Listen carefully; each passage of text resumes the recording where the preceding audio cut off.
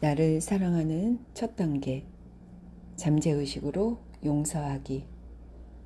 마음의 평화를 얻고 온전하게 건강해지려면 타인을 반드시 용서해야 한다. 완전한 건강과 행복을 원한다면 나에게 상처를 준 모든 사람을 용서해야만 한다. 신의 법칙과 질서에 따라 생각하며 자신을 용서하라. 타인을 먼저 용서하지 않으면 자신을 온전히 용서할 수 없다. 자신을 용서하지 않는 것은 영적으로 오만하고 무지한 상태에 머무른 것과 같다. 삶은 사람을 편애하지 않는다. 하나님은 삶이시며 삶의 원칙은 지금 이 순간에도 나를 통해 흐른다. 하나님은 나를 통해 조화, 평화, 아름다움, 즐거움, 풍요의 모습으로 존재를 드러내기를 좋아하신다. 이는 하나님의 의지 또는 삶의 경향이라 불린다. 내 안에 흐르는 삶의 흐름에 정신적으로 저항한다면 정서적 체증이 일어나 잠재의식에 혼란을 일으켜 온갖 부정적인 상황이 발생할 것이다. 이 세상의 불행과 혼돈은 하나님과 아무런 관련이 없다. 불행과 혼돈은 인류의 부정적이고 파괴적인 생각 때문에 발생한다. 따라서 문제가 생기거나 몸이 아플 때 하나님을 탓하는 것은 크나큰 실수다. 많은 사람이 인류가 저지르는 죄악, 인류가 겪는 질병과 고통을 보며 습관적으로 하나님을 탓하고 원망하면서 삶의 흐름에 정신적으로 저항한다. 고통스럽거나 아플 때, 사랑하는 사람을 잃었을 때, 개인적으로 안 좋은 일이나 사고를 겪었을 때 하나님을 탓하는 사람도 있다.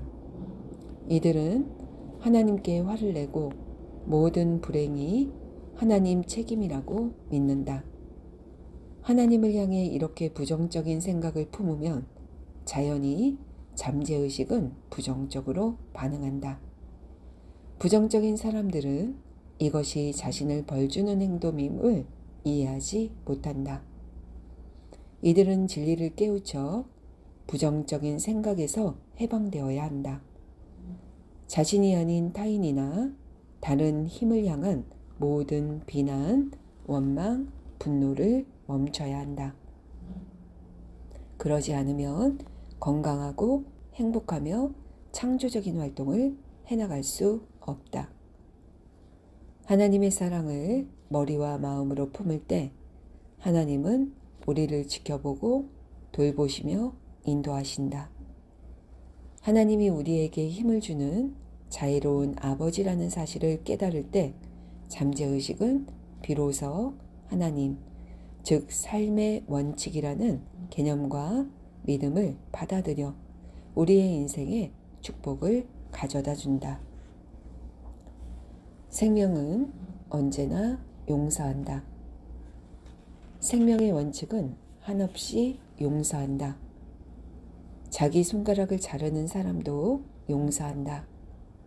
내 안에 있는 잠재의식이 지능을 발휘해 곧바로 손가락을 치료한다. 손가락이 잘려나간 자리에 새로운 세포가 돋아나게 한다. 해로운 미생물에 감염되더라도 삶은 나를 용서하고 침입자를 포위해 처리한다.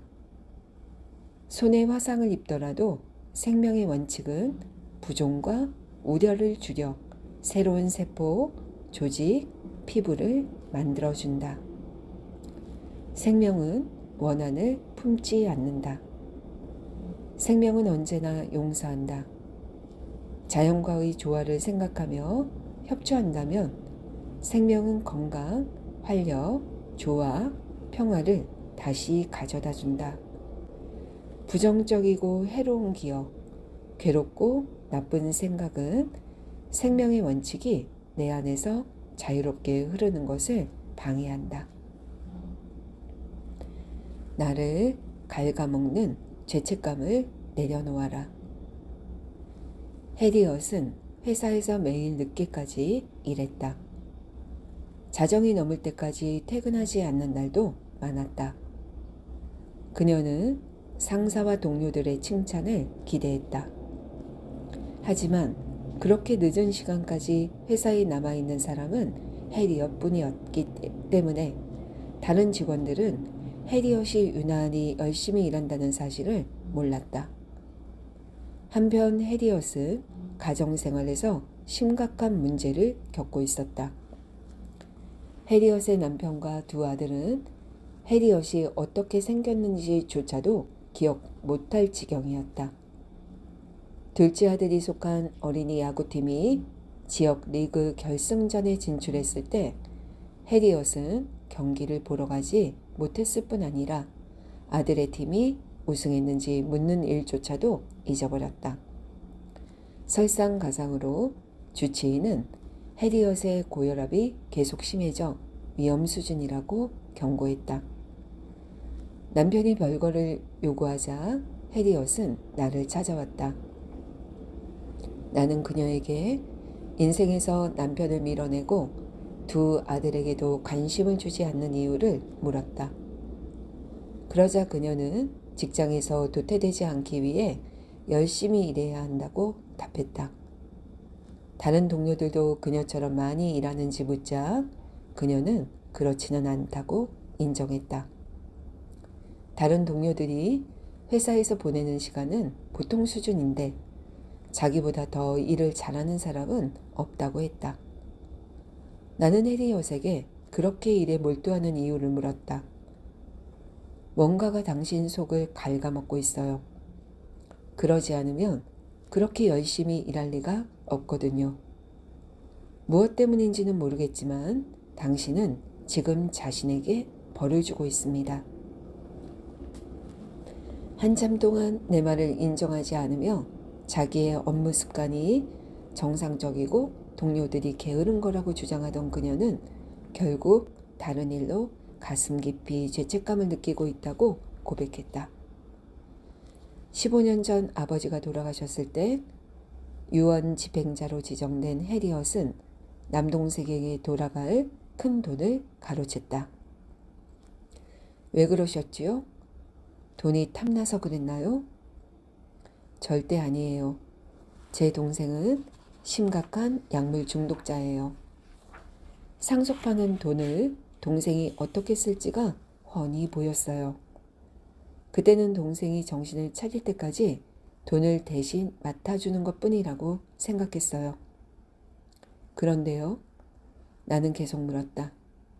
해리엇이 심호흡을 했다. 동생이 정신을 차리는 일은 없었어요. 자살했거든요. 고의로 자살한 것은 아닐지라도 모르지만 어쨌든 약물 때문에 죽었어요. 고작 26살에요. 그래서 계속 생각했지요. 동생에게 돈을 줬다면 그 아이가 그 돈으로 약물 중독 치료소에 들어갈 수 있지 않았을까? 그러면 아직 우리 곁에 있었을 텐데. 이런 생각을 하다 보니 동생이 죽은 게 제 탓으로 느껴졌어요. 시간을 돌릴 수 있다면 어떻게 하시겠습니까? 해리엇이 고개를 저으며 답했다. 모르겠어요. 다만 동생을 더 열심히 도와줄 거라는 건 알아요. 동생에게 문제가 있다고 해서 무시하지도 않을 거고요. 당시에는 그 행동이 정당하다고 생각했나요? 올바른 행동을 하고 있다고 느꼈나요? 그랬죠. 이제는 그게 틀렸다는 걸 알아요. 그 돈은 제 것이 아니었어요. 다시 돌아간다면 같은 행동을 하지 않을 거라는 말인 건가요? 네, 그러지 않을 거예요. 하지만 소용없어요. 저는 절대 용서받지 못할 거예요. 동생의 돈을 훔쳤고 그 아이는 이미 죽었잖아요. 하나님께서 저를 벌하시는 게 맞죠. 저는 벌을 받아도 싸요. 대답하는 해리엇의 표정이 점점 심각해졌다. 나는 하나님이 그녀를 벌하지 않을 거라고 설명했다. 그녀는 자신에게 벌 주고 있었다. 삶의 법칙을 오용하면 그로 인해 고통받는다. 피복이 벗겨진 전선에 손을 가져다 대면 전기 충격을 받는다. 자연의 힘 그 자체는 악하지 않다. 그 힘을 쓰는 사람이 어떻게 하느냐에 따라 선한 영향 또는 악한 영향이 일어나는 것이다. 전기도 악한 물질이 아니다. 전기로 집안의 불을 밝힐지 누군가에게 강력한 전기 충격을 가할지는 전기를 쓰는 사람에게 달려있다. 유일한 죄는 삶의 법칙에 무지한 것이다. 유일한 벌은 삶의 법칙을 오용하는 이들이 자동으로 겪게 되는 반응이다. 화학물질을 제대로 쓰지 않으면 실험실이 폭발로 날아가 버릴 수도 있다. 딱딱한 판자에 손을 내리치면 손에서 피가 날지도 모른다. 판자의 잘못이 아니라 판자를 잘못 사용한 사람의 잘못이다. 나는 하나님은 그 누구도 비난하거나 벌하지 않으신다는 사실을 해리엇이 깨닫도록 도와줬다. 그녀가 고통받는 이유는 잠재의식이 자신의 부정적이고 파괴적인 생각에 따라 반응하기 때문이었다. 해리엇에게 필요한 건 용서였다. 그런데 진정한 용서란 자기 용서다. 용서는 신성한 조화의 법칙과 결을 같이 하는 생각이다. 자책은 지옥, 구속과 제약이며 용서는 천국, 조화와 평화이다. 죄책감과 양심의 가책이라는 짐을 머릿속에서 내려놓자. 해리엇은 완전히 치유됐다. 이후 검진에서는 혈압도 정상으로 돌아온 것이 확인됐다. 진정한 용서에 대한 설명이 그녀에게 치유제가 되었다. 자신을 용서해도 괜찮다. 아서는 수년 전 유럽에서 한 남성을 죽여 살인자가 되었다. 정신적으로 끔찍한 고문을 받는 듯한 괴로움에 시달리다가 나를 찾아온 그는 하나님이 자신의 죄에 맞는 벌을 내리고 계신다고 믿었다. 나는 자세한 정황을 물었다.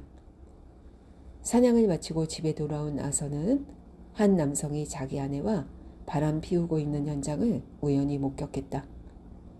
분노를 참지 못한 그는 들고 있던 총으로 남성을 쐈다. 그러나 그는 법정에서 자세한 정황을 인정받아 몇 개월만 복역하는 비교적 가벼운 형을 살았다. 출소한 뒤 아서는 아내와 이혼하고 미국으로 이주했다. 몇 년 뒤 그는 미국 여성과 결혼했다. 눈에 넣어도 아프지 않을 아이도 셋이나 낳았다. 그는 많은 사람을 도울 수 있는 분야에 종사하며 성공적인 경력을 구축해 나가고 있었다. 동료들도 그를 좋아하며 따랐다. 하지만 모두 부질없었다. 오랜 시간이 지난 후에도 아서는 계속 자책하고 있었다. 나는 이야기를 마친 그에게 사람의 몸은 세포 활동을 통해 11개월마다 새로 형성된다는 말을 들려줬다. 그러니 그는 신체적으로나 정신적으로나 더는 수년 전 살인을 저지른 사람이 아니었다. 게다가 그는 정신적으로든 영적으로든 과거와는 완전히 다른 사람이 되어 있었다. 지금 그는 인류를 향한 사랑과 선의를 가득 품은 사람이었다. 수년 전 살인을 저지른 사람은 정신적으로도 영적으로도 이미 오래전에 죽었다. 아서는 과거의 자신을 용서하지 못해 현재의 무고한 자신에게까지 벌 주고 있었다. 이 설명을 들은 아서의 마음은 크게 움직였다. 마음속에 지고 있던 크나큰 짐을 덜어낸 느낌이라고 했다.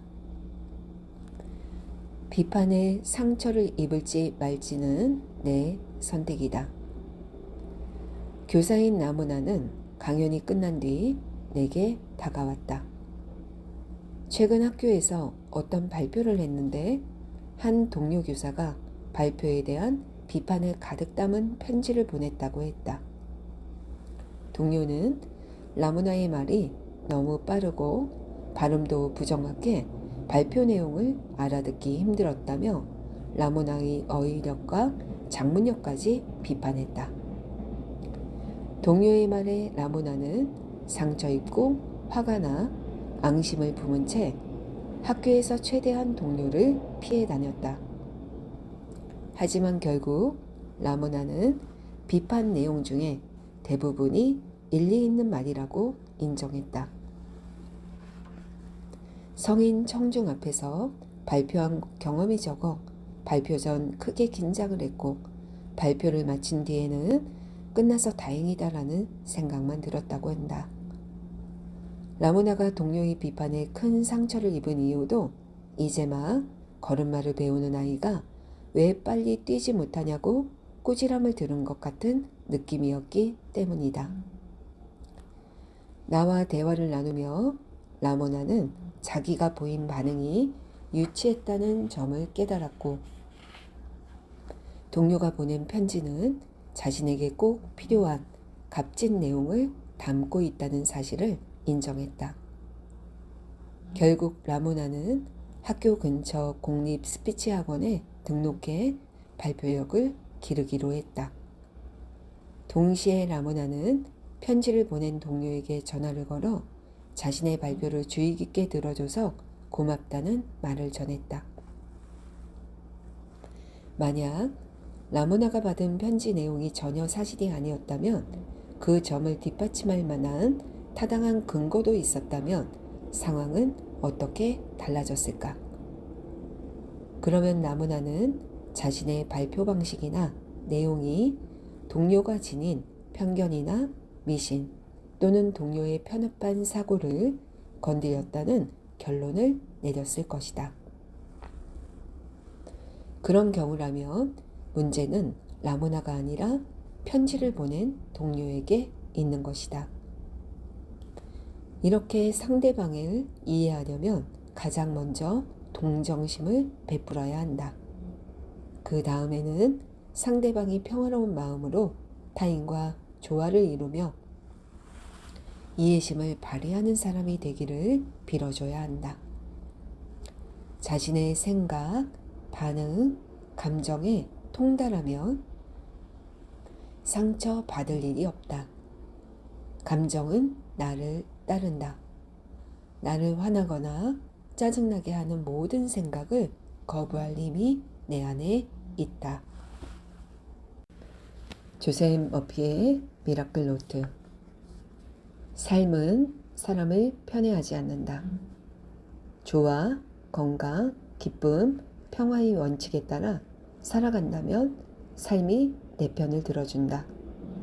삶은 질병, 아픔, 사고를 일으키거나 고통을 주는 법이 없다. 부정적이고 파괴적인 생각을 하면 뿌린 대로 거둔다라는 법칙에 맞게 부정적이고 파괴적인 일을 자초할 뿐이다. 사랑을 진심으로 믿는다면 잠재의식이 그의 반응에 삶의 무한한 축복을 가져다 줄 것이다. 사랑을 믿어라. 삶은 원한을 품지 않는다. 삶은 비난하지 않는다. 삶은 잘린 손을 치유한다.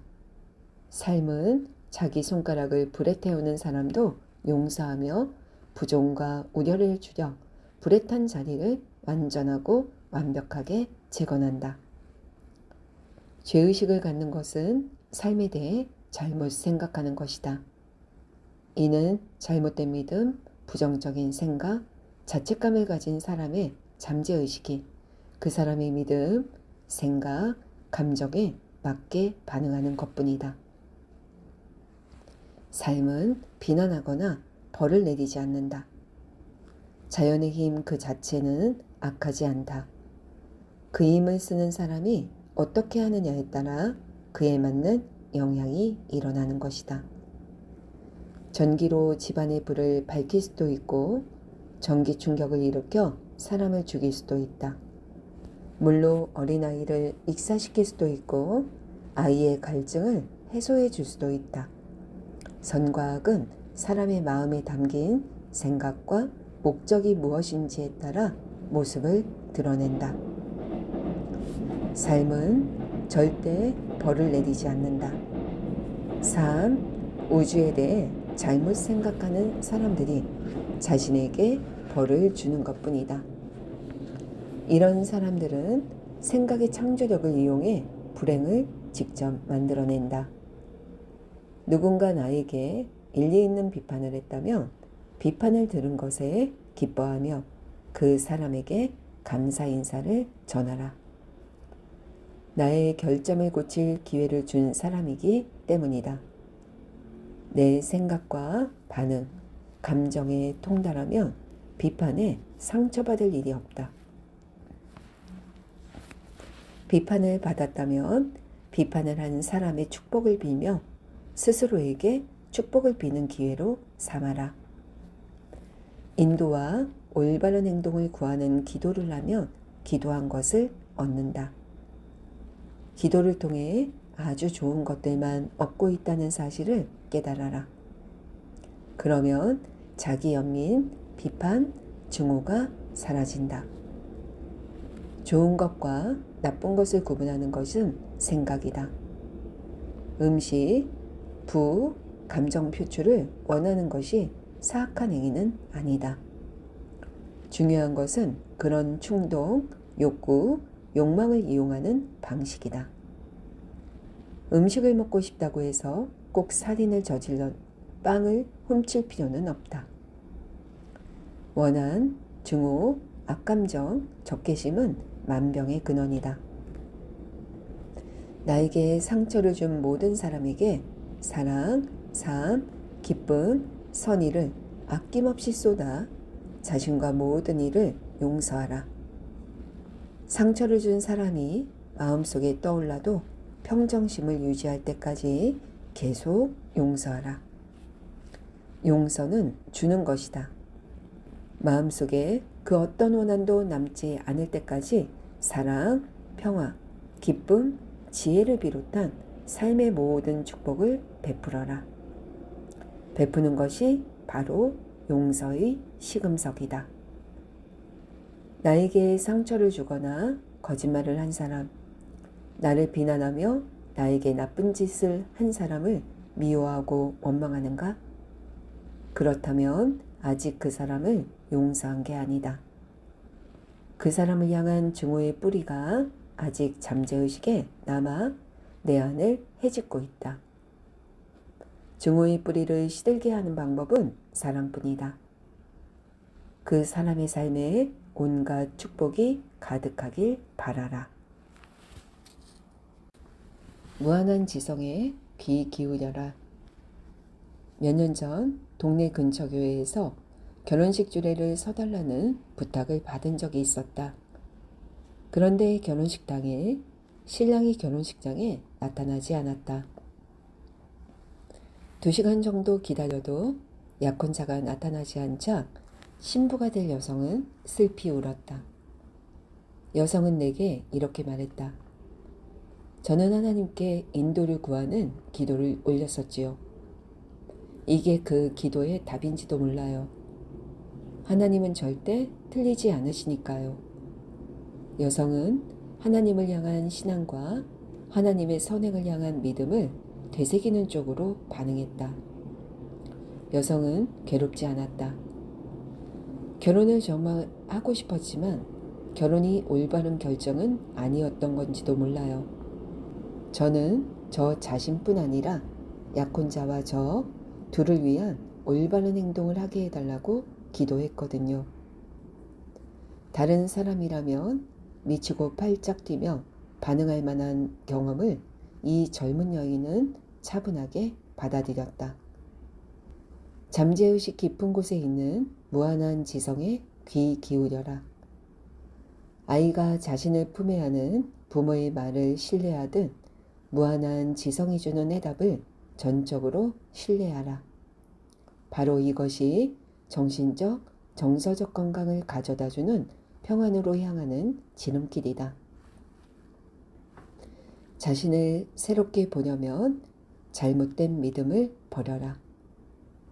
강연이 끝난 뒤 한 젊은 여성 수강생이 내게 다가와 자신의 이름을 캐럴이라고 소개했다. 나는 캐럴의 모습을 보고 깜짝 놀랐다. 그녀는 수수한 검은색 드레스를 입고 검은색 스타킹을 신고 있었다. 창백하고 건조한 얼굴에는 화장기가 전혀 없었다. 태도도 이상했다. 얌전하게 있으면서도 마치 금방이라도 주위에서 이상한 사람이 튀어나오지는 않을까 걱정하며 조심하는 모습이었다. 캐럴은 자신의 어린 시절 이야기를 들려줬다. 캐럴의 어머니는 춤, 카드놀이, 수영, 데이트 같은 것은 모두 죄악이라고 가르쳤다. 또한 모든 남성은 사악하며 섹스도 악마가 붙이기는 방탕한 행위에 불과하다고 주장했다. 그러면서 어머니는 캐럴에게 자신의 가르침에 반항하거나 가르침을 따르지 않으면 지옥에서 영원히 불타는 벌을 받을 거라고 겁을 줬다. 캐럴은 이성과 데이트를 하는 것에 깊은 죄책감을 느꼈고 하나님이 자신에게 벌을 내리실 거라 믿었다. 사랑하는 남성의 청혼도 거절했다. 그 이유는 캐럴은 이렇게 설명했다. 결혼은 나빠요.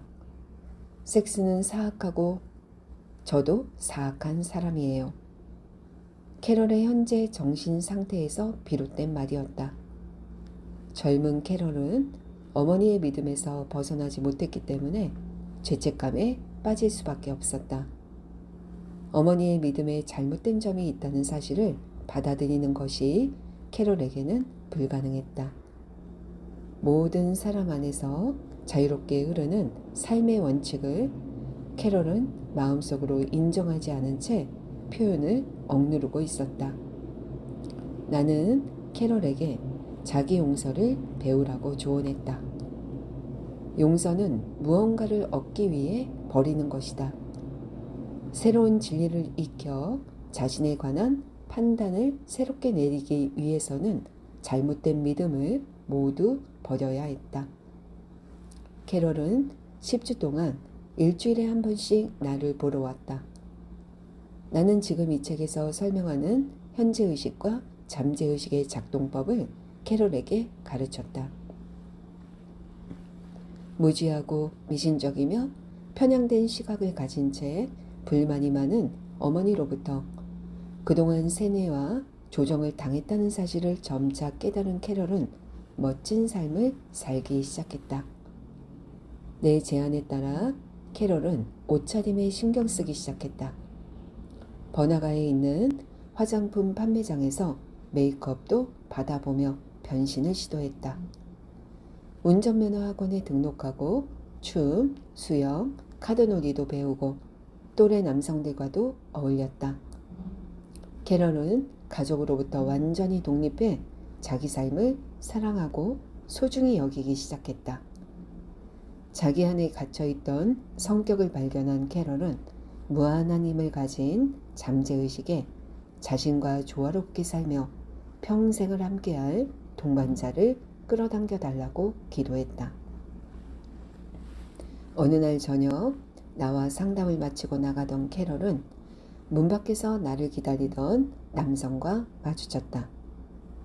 나는 별 생각 없이 둘을 인사시켰다. 6개월 뒤 둘은 결혼했다. 이들은 지금까지 행복한 삶을 함께 하고 있다. 치유하려면 반드시 용서해야 한다. 마음의 평화를 얻고 온전히 건강해지려면 타인을 반드시 용서해야 한다. 온전한 건강과 행복을 원한다면 나에게 상처를 준 모든 사람을 용서해야 한다.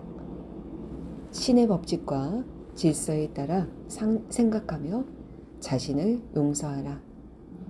타인을 먼저 용서하지 않으면 자신을 온전히 용서할 수 없다.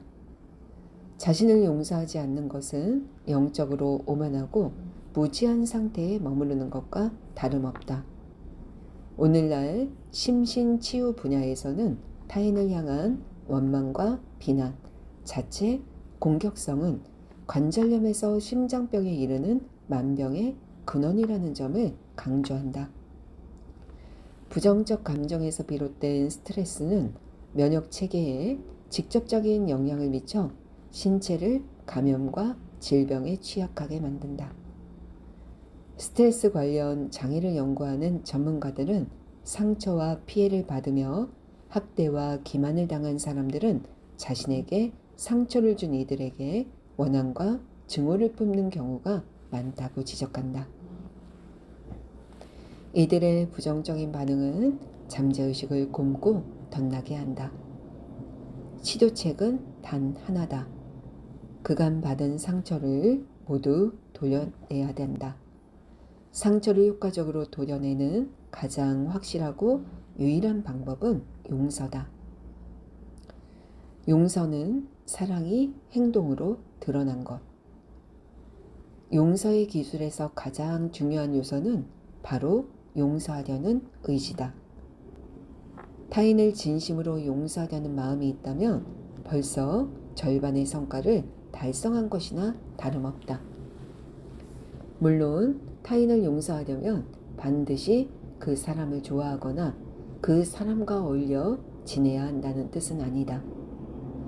정부가 선의, 사랑, 평화, 관용을 법으로 제정할 수 없듯이 누군가를 억지로 좋아할 수는 없다. 명령을 받는다고 해서 타인을 좋아할 수는 없지 않은가? 중요한 건 누군가를 좋아하지 않아도 사랑할 수 있다는 것이다. 성경에는 서로 사랑하여라. 요한복음 15장 12절 이라고 쓰여 있다. 처음에는 불가능한 일처럼 보이겠지만 사랑하고 싶다는 마음을 먹은 사람은 사랑할 수 있다. 사랑은 타인이 건강, 행복, 평화, 기쁨을 비롯한 삶의 모든 축복을 누리기를 바라는 것이다. 사랑에 필요한 유일한 전제 조건은 진정성이다. 타인을 용서하는 사람은 사실 관대한 사람이 아니라 매우 이기적인 사람이다. 타인을 위한 바람은 곧 자신을 위한 바람이기 때문이다. 이는 그 바람을 생각하고 느끼는 주체가 바로 자신이기 때문에 그렇다. 내 생각과 느낌이 바로 나다. 이보다 더 간단한 이치는 없다. 자신을 용서하는 방법. 자기를 용서하는 간단하면서도 효과적인 방법이 있다. 이 방법을 실천하면 삶에서 놀라운 일이 일어날 것이다. 마음을 차분히 가라앉힌 뒤 긴장을 풀고 다음을 확언하라. 나는 땡땡땡을 온전하고 자유롭게 용서합니다. 나는 정신적, 영적으로 그를 석방합니다. 나는 그와 관련된 모든 것을 완전히 용서합니다. 나는 자유롭고 그도 자유롭습니다. 놀라운 느낌입니다. 오늘은 내가 일반 사면을 선언하는 날입니다. 나는 내게 상처를 준 적이 있는 모든 사람을 석방하며 건강, 행복, 평화를 비롯한 삶의 모든 축복이 그들과 함께하기를 바랍니다. 나는 자유롭고 즐겁게 사랑을 담아 사면합니다. 내게 상처를 준 사람이 떠오를 때마다 나는 당신을 석방했습니다. 삶의 모든 축복이 당신 것입니다. 라고 말합니다. 나는 자유롭고 그들도 자유롭습니다. 놀라운 일입니다. 진정한 용서에 담긴 위대한 비밀은 누군가를 용서하고 나면 이 확언을 반복할 필요가 없다는 것이다. 나에게 상처를 준 사람이 머릿속에 떠오르거나 상처받았던 기억이 마음속에 생각날 때는 그 사람을 생각하며 다음과 같이 말하라. 평화가 당신과 함께하길. 그런 생각이 떠오를 때마다 이 말을 반복하라. 상처를 준 사람이나 상처받았던 기억이 시간이 지날수록 점점 떠오르지 않다가 마침내 사라질 것이다. 진심으로 용서하면 상처는 느껴지지 않는다. 광석 채굴자와 보석 세공사들은 광물을 평가할 때 쓰는 시금석이라는 돌을 사용한다. 시금석은 광물의 품질을 평가하는 데 쓰이는 검은 빛의 단단한 암석이다. 광물을 시금석으로 평가한다면 용서는 어떻게 평가할 수 있을까? 나에게 잘못을 저지르거나 나를 속인 사람 또는 나에게 사기를 친 사람이 잘 나간다는 이야기를 들었다고 가정해보자. 이런 소식을 듣고 속이 부글부글 끓는다면 그 사람을 향한 증오의 뿌리가 아직 잠재의식에 남아 그 안을 헤집고 있다는 뜻이다. 어떤 사람이 작년에 몹시 아픈 치과 치료를 받았던 이야기를 지금 내게 하고 있다고 상상해보라. 내가 지금도 통증이 느껴지는지 묻는다면 그는 어리둥절한 표정으로 나를 바라보며 답할 것이다. 당연히 아니죠. 통증이 기억나기는 하지만 이제는 안 아픈걸요. 용서도 마찬가지다. 누군가를 진심으로 용서했다면 과거의 일은 기억나도 그 일 때문에 받았던 상처는 느껴지지 않는다. 이것이 진정한 용서를 평가하는 방법이다. 심리적으로도 영적으로 완전히 용서해야 한다. 진정으로 용서하지 않는다면 용서의 진정한 기술을 실천하지 못하고 자기 기만에 빠질 뿐이다. 마음에 내재한 창조의 법칙을 이해하면 삶을 어렵게 만드는 사람이나 상황을 더는 탓하지 않게 되고 자기 운명을 만들어내는 것은 자기 생각과 느낌이라는 사실을 받아들이게 된다. 더 나아가 외부 요인은 자신의 삶과 경험에 영향을 미치는 원인이나 조건이 될 수 없다는 점까지 깨닫는다. 생각의 중요성을 이해하면 다른 사람이 자기 삶을 망칠 수 있다는 생각, 자신을 잔인한 운명의 희생양이라 여기는 생각, 살아남기 위해서는 남들과 대립하고 싸워야만 하는 생각은 파괴적일 뿐이라는 사실도 이해할 수 있다.